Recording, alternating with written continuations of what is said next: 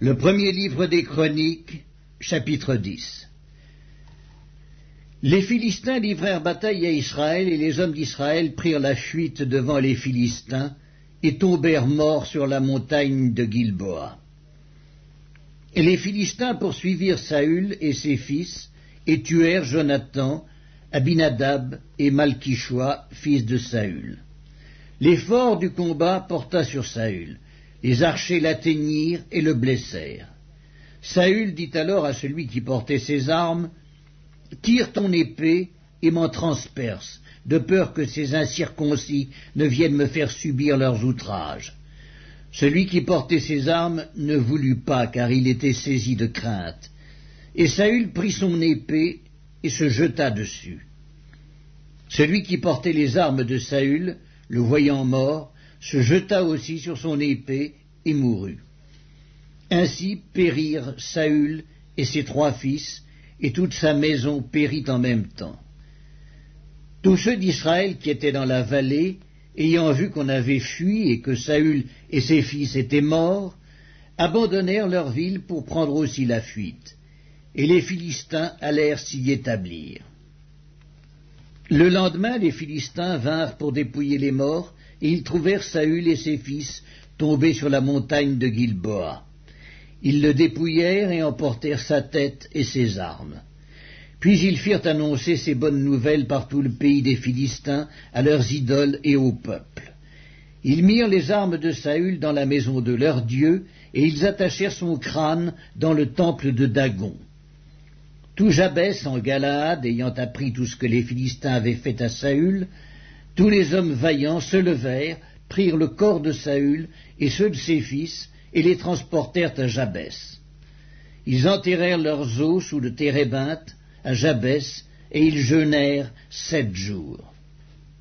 Saül mourut parce qu'il se rendit coupable d'infidélité envers l'Éternel, dont il n'observa point la parole, et parce qu'il interrogea et consulta ceux qui évoquent les morts.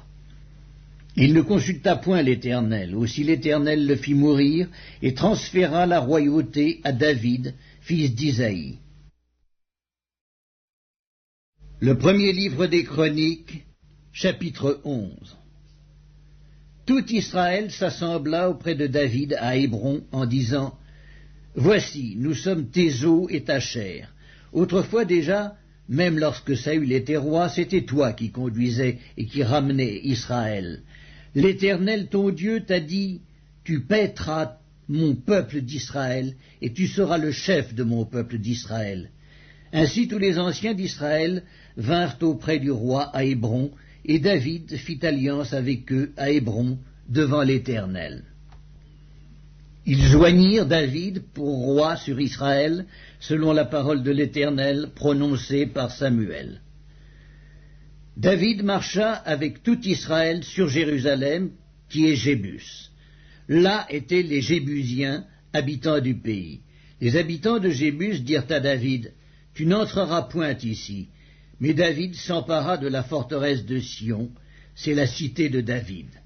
David avait dit, « Quiconque battra le premier des Jébusiens sera chef et prince. » Joab, fils de Tseruja, monta le premier, et il devint chef. David s'établit dans la forteresse, c'est pourquoi on l'appela cité de David. Il fit tout autour de la ville des constructions, depuis Milo et aux environs. Et Joab répara le reste de la ville. David devenait de plus en plus grand, et l'Éternel des armées était avec lui. Voici les chefs des vaillants hommes qui étaient au service de David, et qui l'aidèrent avec tout Israël à assurer sa domination, afin de l'établir roi selon la parole de l'Éternel au sujet d'Israël. Voici, d'après leur nombre, les vaillants hommes qui étaient au service de David. Jaskobéam, fils de Hakmoni, l'un des principaux officiers. Il brandit sa lance sur 300 hommes qu'il fit périr en une seule fois. Après lui, Éléazar, fils de Dodo, l'Akokite, l'un des 3 guerriers. Il était avec David à Pas-Damim, où les Philistins s'étaient rassemblés pour combattre. Il y avait là une pièce de terre remplie d'orge, et le peuple fuyait devant les Philistins.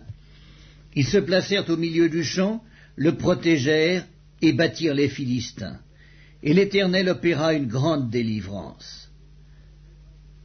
3 des 30 chefs descendirent auprès de David sur le rocher dans la caverne d'Adullam, lorsque le camp des Philistins était dressé dans la vallée des Réphaïm. David était alors dans la forteresse, et il y avait un poste de Philistins à Bethléem. David eut un désir, et il dit, « Qui me fera boire de l'eau de la citerne qui est à la porte de Bethléem ?» Alors les 3 hommes passèrent au travers du camp des Philistins et puisèrent de l'eau de la citerne qui est à la porte de Bethléem. Ils l'apportèrent et la présentèrent à David. Mais David ne voulut pas la boire, et il la répandit devant l'Éternel. Il dit, « Que mon Dieu me garde de faire cela. Boirai-je le sang de ces hommes qui sont allés au péril de leur vie? Car c'est au péril de leur vie qu'ils l'ont apportée. » Et il ne voulut pas la boire. Voilà ce que firent ces 3 vaillants hommes. Abiscaï, frère de Joab, était le chef des 3. Il brandit sa lance sur 300 hommes et les tua. Et il eut du renom parmi les 3. Il était le plus considéré des 3 de la seconde série, et il fut leur chef. Mais il n'égala pas les 3 premiers.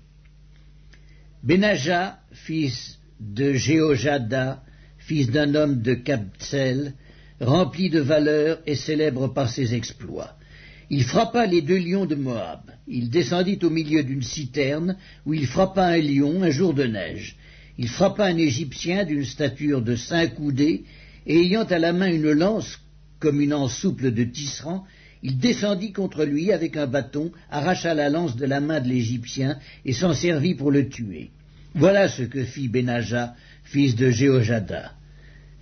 Et il eut du renom parmi les 3 vaillants hommes. Il était le plus considéré des 30, mais il n'égala pas les 3 premiers. David l'admit dans son conseil secret. Homme vaillant de l'armée. Azaël, frère de Joab. Elkanan, fils de Dodo, de Bethléem. Shamoth d'Aror. Héletz de Palon. Ira, fils d'Ekek, de Tekoa. Abiezer d'Anatoth. Sibbecaï, le Huskatite. Ilaï d'Akoak. Maharaï de Netopha. Héled, fils de Baana de Netopha. Itaï, fils de Ribaï, de Gibéa, des fils de Benjamin. Benaja, de Piraton. Uraï, de Nakalégash. Abiel, d'Araba. Azmavet, de Bakaroum. Eliakba, de Chalbon. Bénéaskem, de Gizon. Jonathan, fils de Chagué, d'Arar. Akiam, fils de Sakra, d'Arar. Eliphal, fils d'Ur. Épher, de Mékéra. Akija, de Palon. Etzro, de Carmel. Naharaï, fils d'Esbaï. Joël, frère de Nathan. Mibkar, fils d'Agri. Tselek, l'Ammonite. Nakraï de Béroth, qui portait les armes de Joab, fils de Tseruja. Ira de Jéter. Gareb de Jéter. Uri, le Hétien. Zabad, fils d'Aklaï. Adina, fils de Skiza, le Rubénite, chef des Rubénites, et 30 avec lui. Hanan, fils de Maaka. Josaphat, de Mitni. Ozias, d'Asktaroth.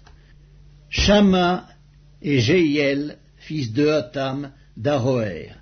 Jédiel, fils de Shimri. Josha, son frère, le Titsite. Eliel, de Makavim. Jéribaï et Joskavia, fils d'Elnaam. Jitma, le Moabite. Eliel, Obed et Jaziel Metsobaja. Le premier livre des Chroniques, chapitre 12. Voici ceux qui se rendirent auprès de David à Tsiklag lorsqu'il était encore éloigné de la présence de Saül, fils de Kis. Il faisait partie des vaillants hommes qui lui prêtèrent leur secours pendant la guerre. C'étaient des archers, lançant des pierres de la main droite et de la main gauche, et tirant des flèches avec leur arc. Ils étaient de Benjamin, du nombre des frères de Saül. Le chef, Akiézer, et Joas, fils de Shema, de Gibéa. Jéziel et Pélet, fils d'Azmavet. Beraka, Jéhu, d'Anatoth. Jishmaéja de Gabaon, vaillant parmi les 30 et chef des 30. Jérémie, Jacaziel, Jocanan, Josabad de Guédéra, Élusaï, Jérimoth, Béalia, Shemaria, Shephatia de Haroph, Elkana, Ziskija, Azaréel, Joézer, Jaskobéam, Koréite, Joéla et Zébadia, fils de Jérokam, de Guédor.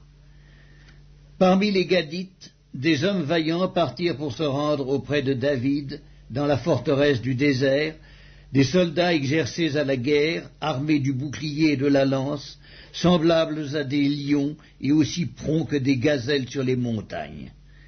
Ézer, le chef, Abdias, le second, Eliab, le troisième, Miskmanna, le quatrième, Jérémie, le cinquième, Attaï, le sixième, Eliel, le septième, Jocanan, le huitième, Elzabad, le neuvième, Jérémie, le dixième, Macbanaï, le onzième.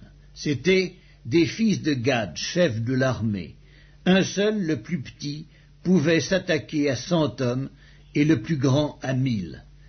Voilà ceux qui passèrent le Jourdain au premier mois, lorsqu'il débordait sur toutes ses rives, et qui mirent en fuite tous les habitants des vallées à l'Orient et à l'Occident. Il y eut aussi des fils de Benjamin et de Juda qui se rendirent auprès de David dans la forteresse. David sortit au-devant d'eux et leur adressa la parole en disant « Si vous venez à moi dans de bonnes intentions pour me secourir, mon cœur s'unira à vous.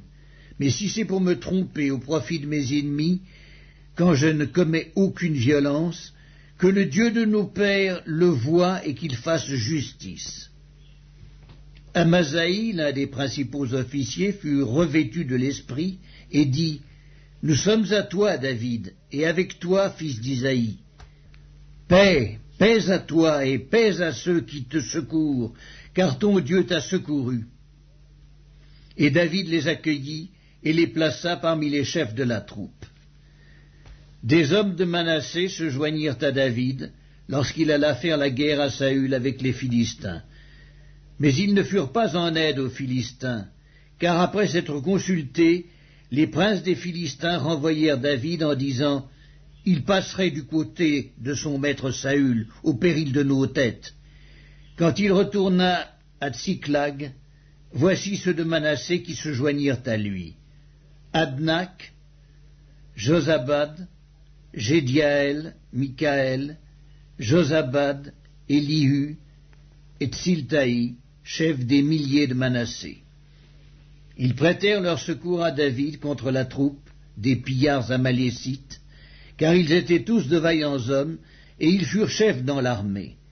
Et de jour en jour, des gens arrivaient auprès de David pour le secourir, jusqu'à ce qu'il eût un grand camp, comme un camp de Dieu. Voici le nombre des hommes armés pour la guerre qui se rendirent auprès de David à Hébron, afin de lui transférer la royauté de Saül, selon l'ordre de l'Éternel. Fils de Juda, portant le bouclier et la lance, 6800 armés pour la guerre. Des fils de Siméon, hommes vaillants à la guerre, 7100. Des fils de Lévi, 4600. Et Jéhojada, fils d'Aaron, et avec lui 3700. Et Tsadok, vaillant jeune homme, et la maison de son père, 22 chefs. Des fils de Benjamin, frères de Saül, 3000. Car jusqu'alors la plus grande partie d'entre eux était restée fidèle à la maison de Saül. Des fils d'Éphraïm, 20 800, hommes vaillants, gens de renom, d'après les maisons de leurs pères. De la demi-tribu de Manassé, 18 000, qui furent nominativement désignés pour aller rétablir roi David. Des fils d'Issachar, ayant l'intelligence des temps pour savoir ce que devait faire Israël, 200 chefs, et tous leurs frères sous leurs ordres. De Zabulon, 50 000, en état d'aller à l'armée, munis pour le combat de toutes les armes de guerre, et prêts à livrer bataille d'un cœur résolu. De Nephtali, 1000 chefs, et avec eux 37 000, portant le bouclier et la lance. Des Danites, armés pour la guerre, 28 600. D'Azer, en état d'aller à l'armée et prêts à combattre, 40 000. Et de l'autre côté du Jourdain, des Rubénites, des Gadites, et de la demi-tribu de Manassé, avec toutes les armes de guerre, 120 000.